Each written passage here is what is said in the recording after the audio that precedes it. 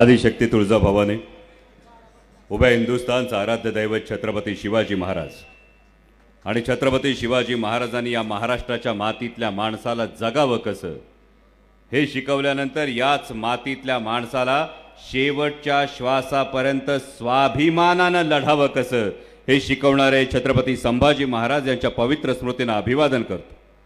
आजच्या या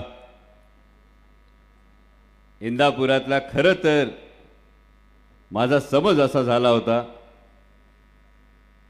की मी हर्षवर्धन भाऊंच्या पक्ष प्रवेशाच्या सभेला येतोय, इथं आल्यानंतर खात्री पडली की ही जी विजयाची नांदी देणारी सभा आहे, या सभेसाठी मंचावर उपस्थित असणारे देशाचे नेते आदरणीय शरदचंद्रजी पवार साहेब, महाराष्ट्राचे माजी उपमुख्यमंत्री आदरणीय विजयसिंह मोहिते पाटील साहेब, राष्ट्रवादी काँग्रेस शरदचंद्र पवार पक्षाचे प्रदेशचे अध्यक्ष नामदार जयंतरावजी पाटील साहेब, ज्यांचा पक्षप्रवेशाचा सोहळा पार पडला ते आदरणीय हर्षवर्धन भाऊ, महासंसद रत्न खासदार आमच्या मार्गदर्शिका सुप्रियाताई सुळे, माझे संसदेतले सहकारी खासदार धैर्यशीलजी मोहिते पाटील, आमदार अशोक बापू पवार, नारायणजी पाटील, उत्तमरावजी जानकर, आदरणीय मधुकरजी भावेसाहेब, जिल्ह्याचे अध्यक्ष जगन्नाथ बापू शिवाळे, महिलांच्या अध्यक्षा भारतीताई शिवाळे,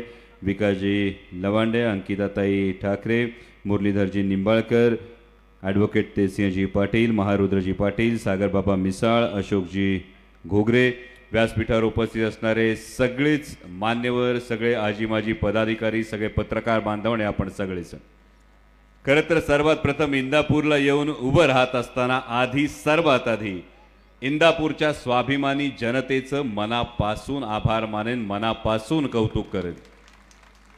कारण गेल्या 2-2.5 वर्षांमध्ये महाराष्ट्राच्या राजकारणाने जी स्थित्यंतर पाहिली, ही स्थित्यंतर पाहत असताना खरं तर प्रश्न पडला, जून 2022 मध्ये हिंदू हृदय सम्राट शिवसेना प्रमुख बाळासाहेब ठाकरे यांनी निर्माण केलेली शिवसेना फोडण्यात आली आणि महाराष्ट्रामध्ये कधी न दिसलेली गोष्ट ही प्रत्येकाच्या तोंडी आली। तोपर्यंत माहीत होते चप्पल विकत घेता होती, कपडा विकत घेता येत होता, मोबाईल विकत घेता येत होता, आमदार आणि मंत्री सुद्धा विकत घेता येतात। हे दुर्दैवी चित्र महाराष्ट्राने पाहिलं आणि 50 खोके हे तुमच्यापर्यंत पोहोचलं। हे दुर्दैवी चित्र महाराष्ट्रानं 2022 ला पाहिलं आणि त्यानंतर सुप्रियाताई ज्याचा कायम उल्लेख करतात तो आईस। आतापर्यंत बर्फाचे वेगवेगळे उपयोग माहीत होते, पण आईस म्हणजे इन्कम टॅक्स, सीबीआय आणि ईडीचा वेगळा उपयोग बघितला आणि 2 जुलैमध्ये राष्ट्रवादी काँग्रेस पक्षामध्ये फूट पडली आणि उभ्या देशाला हा प्रश्न पडला की स्वर्गीय यशवंतराव चव्हाण साहेबांचा महाराष्ट्र, छत्रपती शिवाजी महाराजांचा महाराष्ट्र, फुले शाहू आंबेडकरांचा महाराष्ट्र या पद्धतीने 50 खोक्यात विकला जाणार, या पद्धतीने इन्कम टॅक्स, सीबीआय, ईडी समोर गुडघे टेकणार की तो स्वाभिमानानं लढणार। लोकसभेला तब्बल 31 खासदार निवडून देऊन महाराष्ट्राच्या जनतेने दाखवलं आणि इंदापुरातून तब्बल 26,000ची लीड देऊन तुम्ही सुप्रियाताईंना लोकसभेत पाठवलं, त्याबद्दल तुमचं मनापासून कौतुक करतो। कारण लोकसभेच्या वेळी चित्र पाहिलं, आम्ही सोशल मीडियावर आलेले दमदाटीचे व्हिडिओ बघितले, होत असणारा शिवीगाळ बघितलं, आठवतं ना? एवढ्यात विसरायचं नाही, कारण ज्यांनी जखम दिली त्याला सुट्टी नाही, ही गोष्ट कायम लक्षात ठेवा। आणि त्यामुळे हे सगळं चित्र बघत असताना देशाचं लक्ष लागून राहिलं होतं बारामती लोकसभा मतदारसंघाच्या निवडणुकीकडे। मग देशाच्या संसदेत गेल्यानंतर सुद्धा प्रत्येकाचं एक कुतूहल होतं आणि हे कुतूहल असताना तुम्ही केवळ खासदार निवडून दिला नाही, तर महाराष्ट्रातल्या तमाम माता भगिनींच्या डोळ्यातलं जे स्वप्न आहे, ते स्वप्न स्वतःच्या कर्तृत्वावर उभं राहण्याचं जे स्वप्न आहे, ते स्वप्न आदरणीय सुप्रियाताईंच्या रूपानं तुम्ही संसदेत पाठवलं, यासाठी तुमचं मनापासून कौतुक करतो। आणि हर्षवर्धन भाऊंचं खरं तर मी स्वागत करण्याबरोबर त्यांचा एक चाहता म्हणून आभार मानतो। भाऊ, कदाचित तुम्हाला आठवत नसेल, जुन्नरला शिवनेर भूषण पुरस्कार होता, या शिवनेर भूषण पुरस्कार मला तुमच्या हातून मिळाला होता। आणि त्यावेळी फेटा बांधणारा सापडत नव्हता आणि भाऊनी स्वतःच्या हाताने फेटा बांधला होता. आणि मला अप्रूप या गोष्टीचं होतं की महाराष्ट्राच्या राजकारणामध्ये ज्यांच्याकडे एक सुसंस्कृत नेतृत्व म्हणून पाहिलं जातं अशा नेतृत्वानं आपला सन्मान केला. आणि आज आपल्या पक्ष प्रवेशाच्या सोहळ्यामध्ये मला आपण बोलण्याची संधी दिलीत त्याबद्दल मी मनापासून आपलं आभार मानतो. आणि ते यासाठी कारण ही जी लढाई होतीये ही लढाई केवळ विधानसभेची लढाई राहिलेली नाही. ही निवडणूक फक्त आमदार निवडून देण्याची निवडणूक राहिलेली नाही. ही महाराष्ट्राच्या स्वाभिमानाची निवडणूक झाली. ही महाराष्ट्र धर्म जपण्याची निवडणूक झाली. कारण आज महाराष्ट्रातल्या तरुणाची ही परिस्थिती आहे.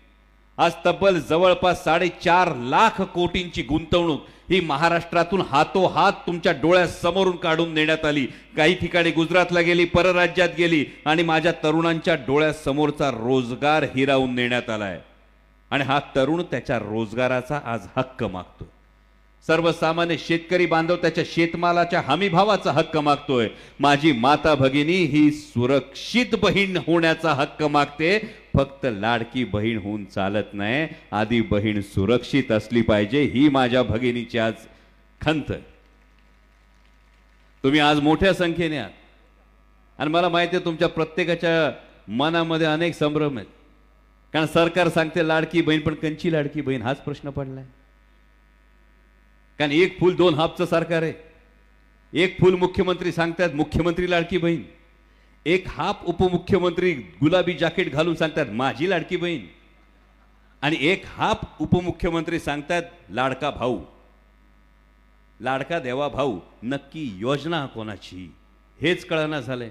आणि मग माता भगिनींना हा प्रश्न पडलाय. माननीय मुख्यमंत्री महोदयांचा एक व्हिडिओ बघितला या योजनेसंदर्भात. योजनेला कोणाचाही विरोध नाही, तुमच्या माझ्या खिशातलंच आहे, तुमच्या माझ्या खिशातच परत येते, त्यामुळे योजनेला अजिबात विरोध नाही. पण माननीय मुख्यमंत्री महोदयांना जेव्हा विचारताना बघितलं, जे आमच्या भगिनींना विचारत होते 1500 आले आले आले आले, मला माहिती आहे तुम्ही मनातून विचारत होता, तुम्ही काय खिशातून दिले दिले दिले?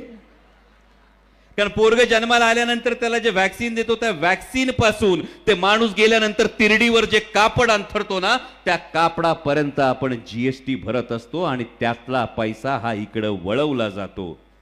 आणि हा पैसा वळवत असताना माननीय मुख्यमंत्री महोदय जर अशा पद्धतीनं माता भगिनींना केवळ 1500 रुपयाचं गाजर दाखवून त्यांचं भवितव्य आणि त्यांची सुरक्षिततेकडे लक्ष न देता गृहीत धरत असतील, तर मग या महाराष्ट्रातल्या माता भगिनींना राष्ट्रमाता जिजाऊ माँसाहेबांचा, क्रांतिज्योती सावित्रीबाई फुलेंचा आणि पुण्यश्लोक अहिल्याबाई होळकरांचा मातृत्व, कर्तृत्व आणि नेतृत्वाचा वसा आणि वारसा आहे, हे विसरता येणार नाही. दुसरे अर्धे उपमुख्यमंत्री सांगतात लाडका भाऊ. जेव्हा लाडका देवा भाऊ हे वाचतो तेव्हा खरोखर हा प्रश्न पडतो. आज महाराष्ट्रातल्या तब्बल 64,000 महिला, 64,000 महिला या बेपत्ता आहेत.